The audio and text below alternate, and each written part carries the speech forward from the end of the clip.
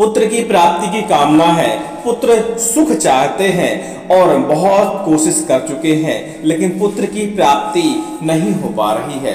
तो नवरात्रों का ये समय चल रहा है और नवरात्रों का समय सिद्धियों के लिए, तंत्र मंत्र साधनाओं के लिए, मन की इच्छा पूरी करने के लिए या इच्छित मनोकामना पूरी करने के लिए विशेष दिन माने जाते हैं। इन दिनों में घरों में कलश की स्थापना होती है, घर घर में कलश नजर आते हैं, जवारे उगते हैं और इसके अलावा तरह तरह के टोटके, तंत्र मंत्र और देवी को प्रसन्न करने के लिए अनेकों प्रकार के उपाय किए जाते हैं। और अपनी मनोकामना पूरी करने के लिए कुछ लोग तो इतनी कड़ी तपस्याएं करते हैं जो आम आदमी के बस की बात नहीं होती।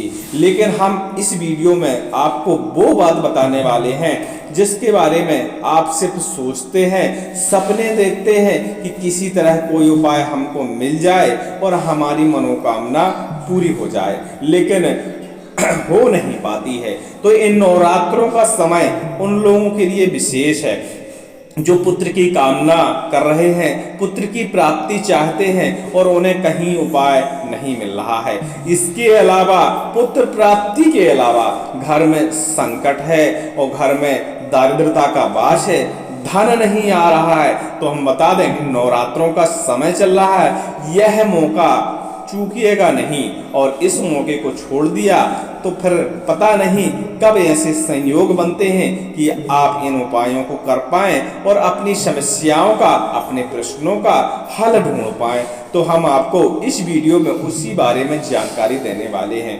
आज तीज हो चुकी है और कल चौथ का दिन है और चौथ के दिन ऐसे होते हैं कि जिस दिन पुत्र की कामना करने वाले व्यक्तियों को इस दिन एक छोटी सी साधना करनी चाहिए और छोटा सा तंत्र प्रयोग करना चाहिए। उन्हें माता रानी की कृपा से अवश्य ही पुत्र की प्राप्ति होगी और पुत्र की प्राप्ति के साथ साथ पुत्र हष्ट पुष्ट बलवान और बुद्धिजीवी ही पैदा होगा। इसके अलावा हमने आपको बताया कि घर में दारिद्रता का निवास, इन दिनों में आप घर से दारिद्रता का निवास जो है अपने घर से हटा सकते हैं, घर में धन आगमन के रास्ते खोल सकते हैं और इसके अलावा माता रानी की कृपा तो आप पा ही लेंगे यदि आप उपाय करते हैं। तो उपाय इतने आसान हैं, वैसे तो किसी ने आपको बताए नहीं होंगे और सैकड़ों प्रकार के उपाय आप देखते भी होंगे। इंटरनेट का जमाना है और कोई लौंग जलवाता है, कोई कपूर जलवाता है, कोई बेलपत्री को गड़वा देता है, कोई कुछ करवाता है, किसी की जड़ खोद लाओ, ये कर लो, वो कर लो। लेकिन हम आपको बता दें कि जो वास्तविक तंत्र होते हैं, शुद्ध तंत्र, देसी तंत्र जो होते हैं, वो इतने कारगर होते हैं कि आपको कुछ ही मिनटों में, कुछ ही घंटों में और कुछ ही सेकंडों में असर दिखाना शुरू कर देते हैं। उदाहरण के लिए हम बता दें, हमारे यहाँ बुंदेलखंड में एक औषधि होती है, उस औषधि की जड़ को बिच्छू काटे हुए स्थान पे यदि आप 3 बार फेर देते हैं तो बिच्छू तत्काल ही उतर जाती है, दर्द खत्म हो जाता है और पता ही नहीं चलता कि बिच्छू ने काटा था। तो औषधियों में इतनी ताकत होती है। औषधियों के अलावा जिस दिन वो औषधि लाई जाती है उसे हम टोटका कहते हैं। उस औषधि को जो लाने का दिन होता है वह एक विशेष प्रकार का मुहूर्त होता है और उस दिन हम औषधि लाएं और कभी भी अपने जीवन में उस औषधि का प्रयोग करें तो वह विषहरण बूटी काम करती है और ज्यादा समय भी नहीं लेती, कुछ ही सेकंड लेती है, ज्यादा से ज्यादा 10 से 12 सेकंड लेती होगी और बिच्छू का दंश उतर जाता है। किसी को यदि बिच्छू दंश की औषधि के बारे में जानना है तो हमें कमेंट करिएगा, हम बताएंगे। आज हम पुत्र प्राप्ति, संतान प्राप्ति के बारे में बताने वाले हैं। तो संतान प्राप्ति के लिए नवरात्रों में, चाहे कुंवार वाली नवरात्रों हो, इन ठंडियों वाली नवरात्रों हो, चाहे ये चैत्र वाली नवरात्रें हो, किसी भी नवरात्रों में चैत्र के चौथ के दिन तंत्र प्रयोग किया जाता है और चौथ का जो तंत्र प्रयोग होता है उस दिन आप संतान प्राप्ति के लिए यदि उपाय कर लेते हैं तो निश्चित ही हमारी गारंटी है कि आपको संतान की प्राप्ति होगी ही होगी। बस आपको छोटे से छोटा यह एक उपाय कर लेना है। उपाय क्या है? उपाय ऐसा है कि सब सर्वप्रथम आपको सुबह सुबह सूर्य उदय से पहले यानी 4 से 5 बजे के बीच में स्नान कर लेना है। और स्नान करने के बाद बरगद का पेड़ आपके आसपास होगा ही कहीं ना कहीं, बरगद के पेड़ के पास जाना है, वहां से बरगद का थोड़ा सा दूध निकाल के लाना है, चम्मच 2 चम्मच। यह महिलाओं को लिए है और महिलाएं ही इस प्रयोग को करें तो सबसे उत्तम बात है। लेकिन जिनकी महिलाएं बाहर नहीं जा सकती हैं और पुत्र प्राप्ति की इच्छा रखती हैं तो उनके पति, भाई बहन, पुरुष लोग इस टोटके को अंजाम दे सकते हैं। लेकिन कोशिश ये करें कि जिस महिला को पुत्र की प्राप्ति की इच्छा है वही यह प्रयोग करे। हाँ, किसी की मदद ले सकती है घर परिवार की, लेकिन वह सारे काम करे, क्योंकि जब तक हम मेहनत नहीं करेंगे, लगन नहीं होगी, तब तक फल की गुंजाइश कम रहती है। तो हमेशा मेहनत और लगन बनाए रहनी चाहिए, विश्वास और श्रद्धा बनी रहनी चाहिए। तो बरगद का दूध लाना है, बरगद का पेड़ का दूध एक डंठल तोड़ेंगे तो 10-12 डंठल आप तोड़ लेते हैं तो 1 चम्मच बरगद का दूध आसानी से निकल आएगा। उस दूध को आपको घर लेके आना है।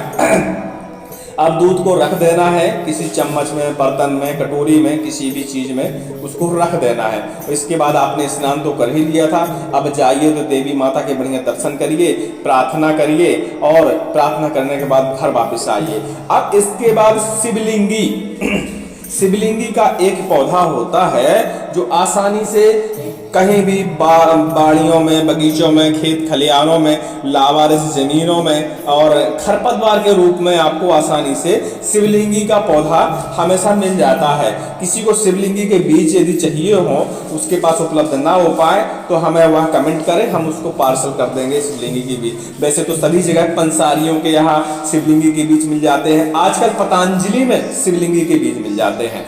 तो शिवलिंगी के बीज आपको लाना है और उन बीजों को जो आप बरगद का दूध लाए हैं उस दूध में ओम नमः चंडिकाय, ओम नमः चंडिकाय, ओम नमः चंडिकाय, इस तरह मंत्र पढ़ते हुए 21 बार मंत्र पढ़ते हुए और 4 बीज उस बरगद के दूध में डाल देना है। और उनको डालने के बाद अब चौथ का काम आपका संपूर्ण हो गया।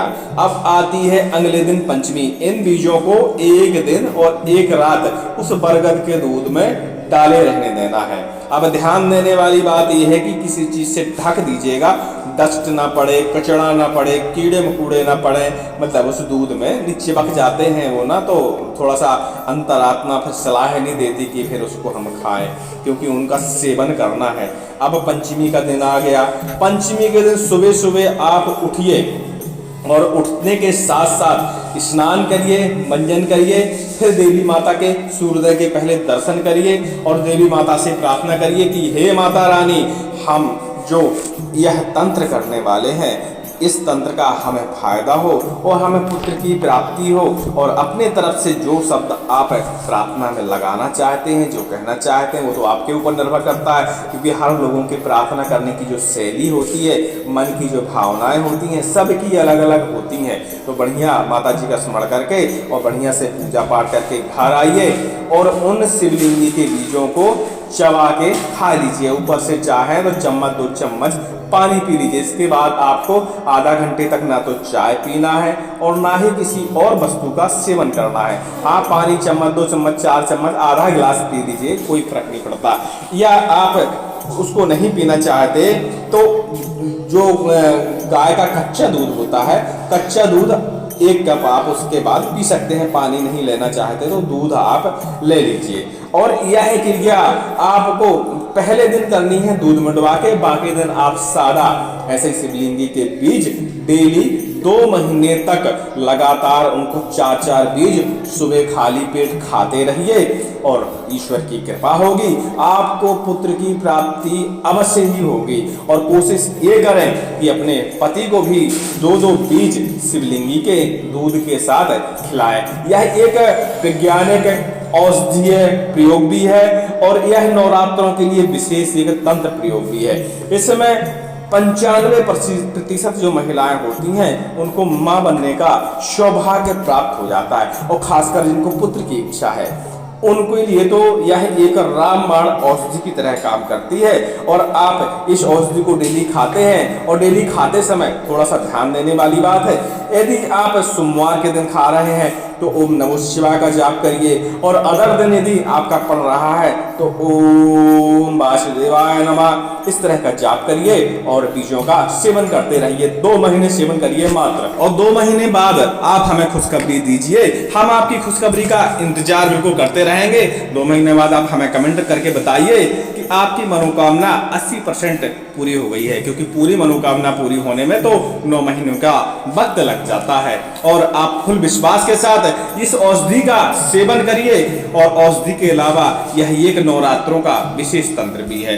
अब कई लोगों को धन की आवश्यकता होती है, घर में दरिद्रता का निवास होता है, तो वो भी शिवलिंगी के बीच 5 के दिन बढ़िया सिंदूर से स्नान करा के, जल से स्नान नहीं सिंदूर से स्नान करा के उन शिवलिंगी के बीजों को शिव मान के उनकी पूजा करिए बढ़िया से।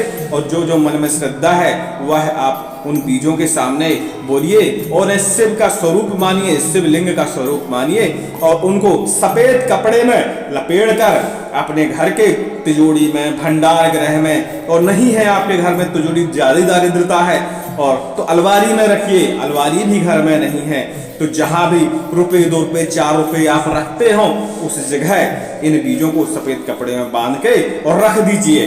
नवरात्र खत्म होने से पहले ही ऐसे संयोग आपके बन जाएंगे कि धन आना शुरू हो जाएगा।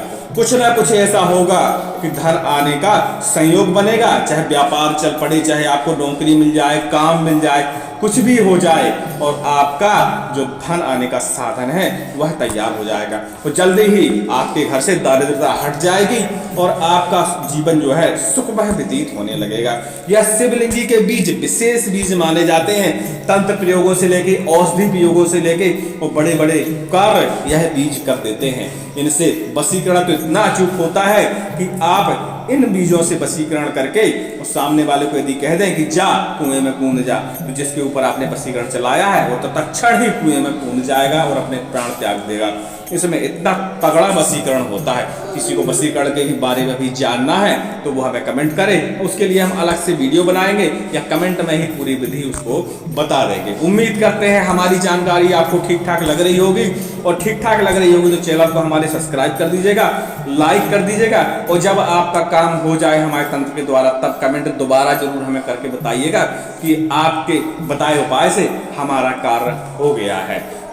बोलिए बागेश्वर महाराज की जय, श्री गुरुदेव भगवान की जय, श्री नौ दुर्गा मैया की जय, शारदा मैया की जय, कंकाली मैया की जय, कलेही मैया की जय, जालपा मैया की जय।